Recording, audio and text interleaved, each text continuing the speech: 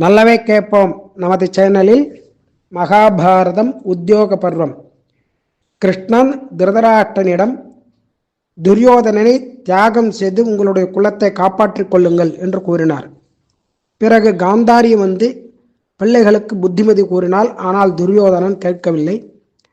கிருஷ்ணனை எப்படியாவது கட்டி போட வேண்டும் என்று ஒரு பெரிய குழியை தோண்டி அதன் மேல் ஆசனத்தை போட்டு அந்த கிருஷ்ணனை இங்கே வர வைத்து அந்த ஆசனத்தில் அமருமாறு கூறினார்கள். அதில் கிருஷ்ணன் அந்த குழியில் விழுந்தவுடன் கிருஷ்ணனுக்கு ஒரு அவமானத்தை ஏற்படுத்த வேண்டும் என்று நினைத்தார்கள்.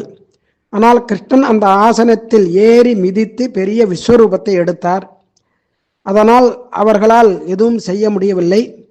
பிறகு கண்ணன் அங்கிருந்து வெளியே வந்து குந்தியை பார்த்து விஷயத்தை சொல்லி, கர்ணனிடம் நீ இவர்களுடன் சேர வேண்டாம், நீ பாண்டவர்களுக்கு சகாயம் பண்ண வேண்டும் என்று கூற, நான் துரியோதனனை விட்டு வரமாட்டேன், செஞ்சோற்று கடன் என்னை அரசனாக்கியது துரியோதனன்தான், அதனால் அவனை விட்டு வரமாட்டேன் என்று கூறினான்.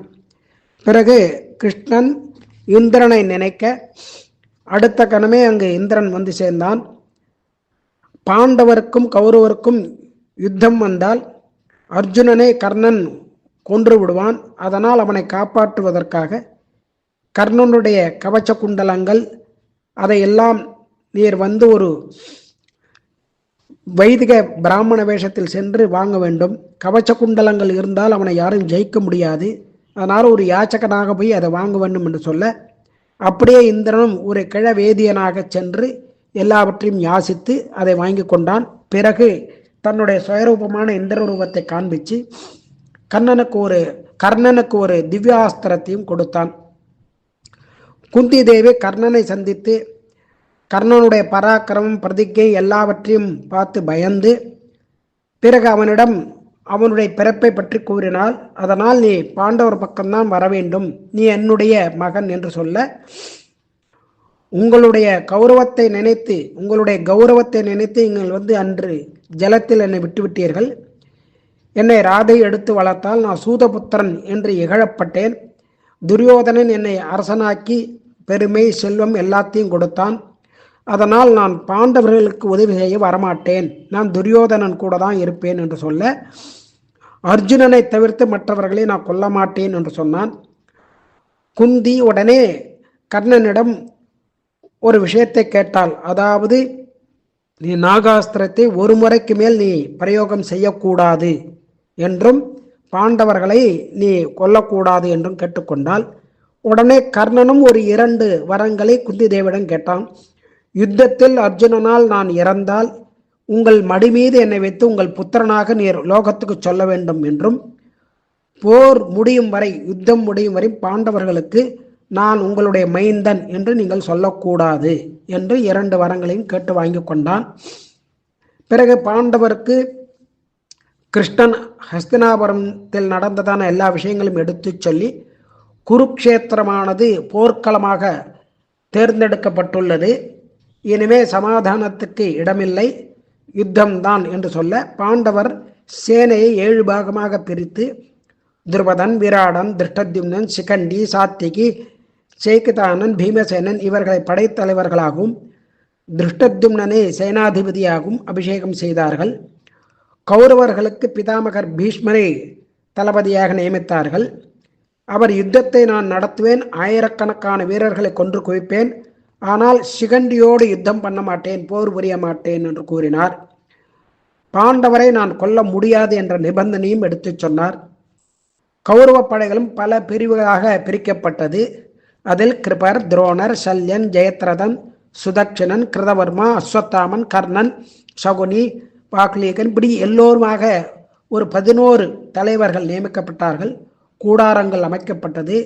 பாசறைகளும் போர்க்கருவிகளும் ஈட்டி, கேடயம், கத்தி முதலியவைகள் எல்லாம் குவிந்தன.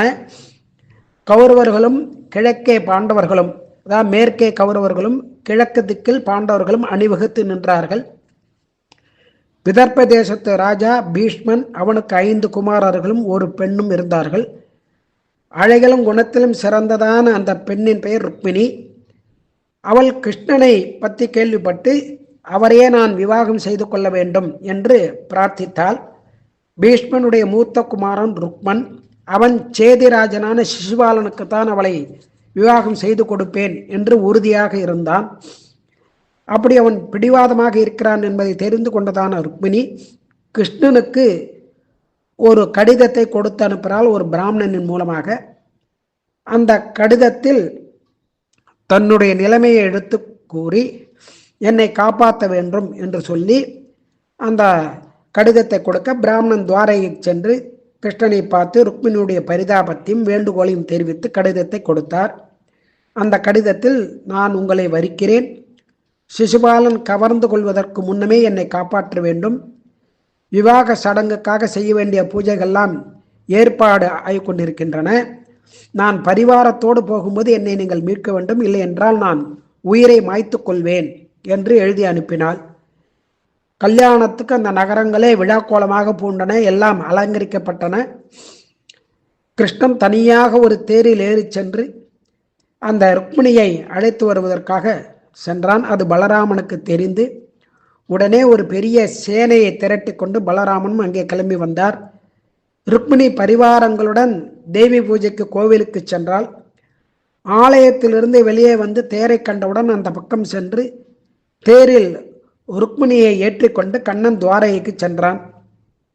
இதை கேட்டதான ருக்மன் சண்டைக்கு கிளம்பி வர பலராமன் சேனையுடன் வந்து அங்கே இருவருக்கும் யுத்தம், பெரிய யுத்தம் நடந்தது. பலராமன் பகைவர்கள் எல்லாம் சிதறடித்தார். துவாரகையில் கிருஷ்ணனுக்கும் ருக்மிணிக்கும் விவாகம் நடந்தது. ருக்மன் தோல்வியடைந்து தன் ஊருக்கு போகாமல் அங்கேயே தங்கிவிட்டான். ருக்மன் குருக்ஷேத்திர யுத்தம் ஆரம்பித்தவுடன் பாண்டவர்களுக்கு உதவி செய்வதாக அவர்களிடம் கேட்டான். அவர்கள் உன்னுடைய சகாயம் தேவையில்லை என்று கூறிவிட்டார்கள். உடனே கௌரவர்களிடம் சென்று பாண்டவர்கள் மறுத்து விட்டார்கள். அதனால் உங்களுக்கு நான் சகாயம் செய்கிறேன் என்று சொல்ல, அவர்கள் மறுத்த பின் எங்களிடம் வந்ததால் நீ வேண்டியதில்லை, உன்னுடைய உதவி எங்களுக்கு தேவையில்லை என்று நிராகரித்து விட்டார்கள். அதனால் அவன் யுத்தத்துக்கு செல்லாமல் அங்கேயே இருந்து விட்டான்.